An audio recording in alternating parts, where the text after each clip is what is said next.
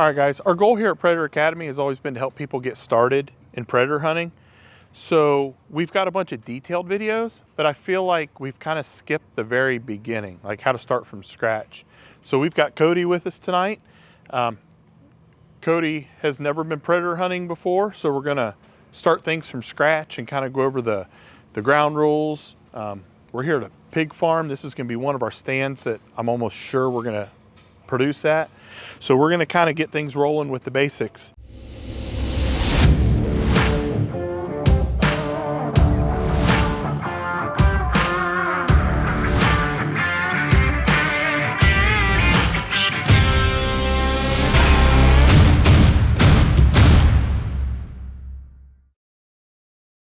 So when we start our stands, like just the kind of the easy quick stuff is a lot of the mistakes that people make, like all the little things add up.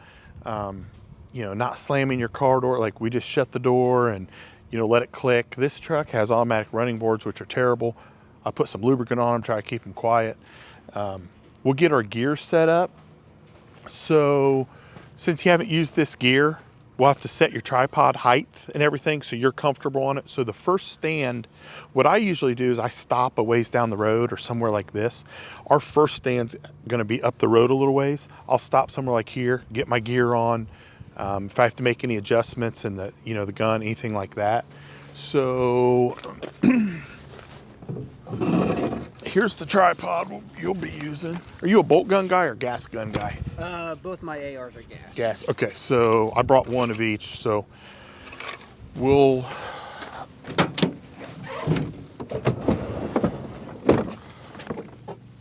get this set up. So this is an AR-10 243. So we'll get it set kind of level, put it at safe direction here.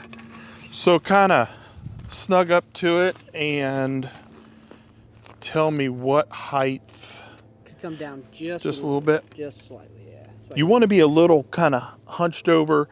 When you shoot off the tripod, you don't really want to influence the gun any, but your other hand will be here on this leveling base.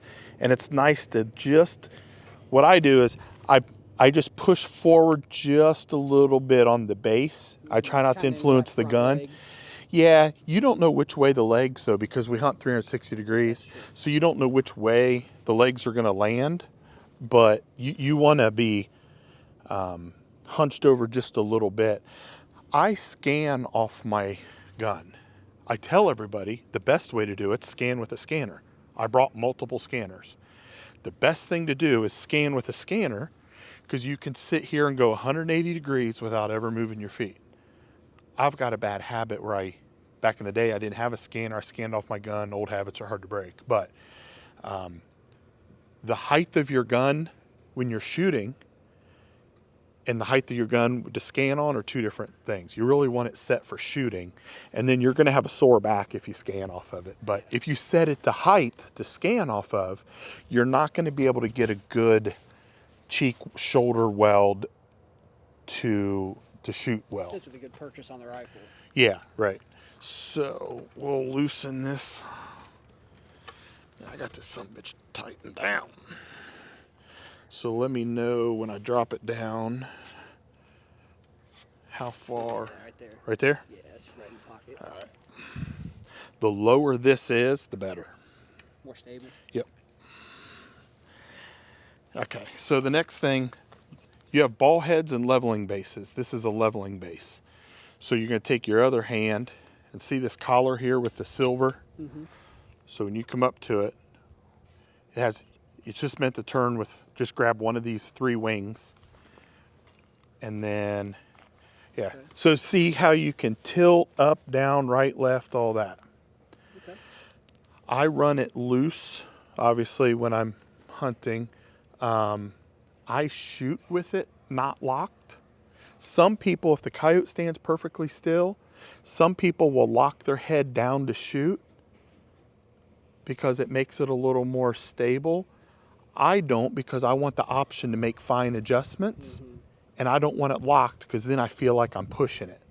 So I leave it, the only time I lock this is when I'm gonna walk away from the gun and I wanna leave it the way it is. Okay. Do whatever, play with it and see, you know, what's comfortable. All right, so when you're done, you go to step away from it, throw your lock, make sure it's on safe. When you go to flip the safety off, and I don't run this gun a whole lot, but everything's got to be super quiet. You'll be amazed. Slow Yeah. tick. Well, what I tell people, don't worry about scratch. This isn't a super high-end gun. Like, it's not like my DNA gun or something like that I'm careful with. Don't worry about scratching it. You won't hurt it. Grind the safety against the lower. Okay. So if you just flip the safety, you hear that? Oh yeah. That'll spook a coyote at 200 yards. When it's, this pig barn is kind of loud here. We're by the road. When we get out and set up, we're just going to sit for about 30 seconds or a minute. And I call it letting things settle. You know, any noise you made coming in and you spooked anything, it just kind of settles. Just that will spook a coyote from amazing distance. So what I tell people is when you have it, take your thumb and just grind it against the lower and it'll be silent. And you can do it fairly fast, but you know what I mean? Just don't worry about scratching it or anything. It'll, yeah, just grind it against the lower. Change in your pocket key, like anything spooks them. My bibs, when I hunt in the winter, I have tape on the zippers because if my zipper hits this aluminum, just that little ting, That unusual sound. that's all it takes. Anything unnatural. So if you step on a twig or something natural, it's not that bad.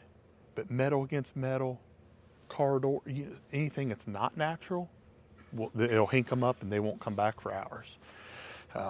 So getting the gun in, so it's on safe, right? Yep. So this throw lever here QD to has an integrated rail, so you can just clamp it in anywhere down here.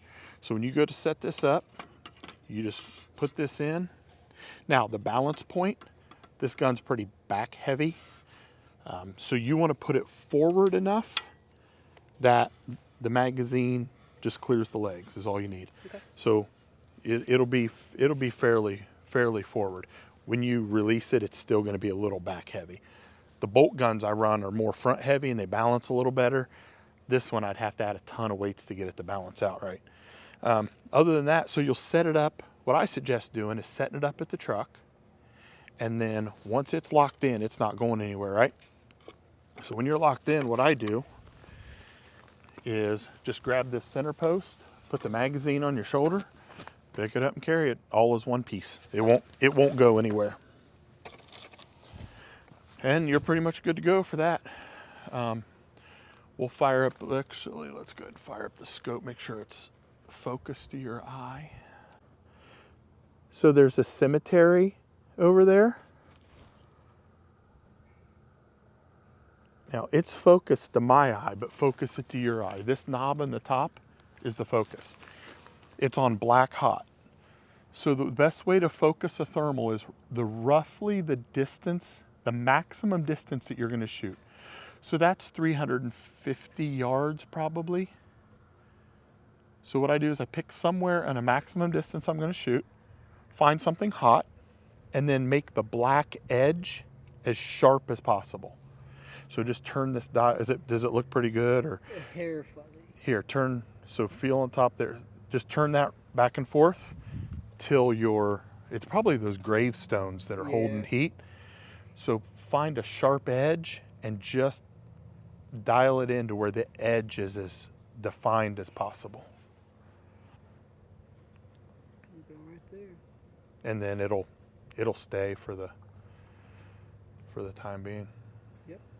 Cool. Okay, when we set up, we'll be set up kind of side by side. I'll have we're going to hunt 360 degrees, but we're going to have a rough idea where they're going to come from, hopefully. So we just want to be careful not to flag each other, and then we'll kind of spiral to the outside.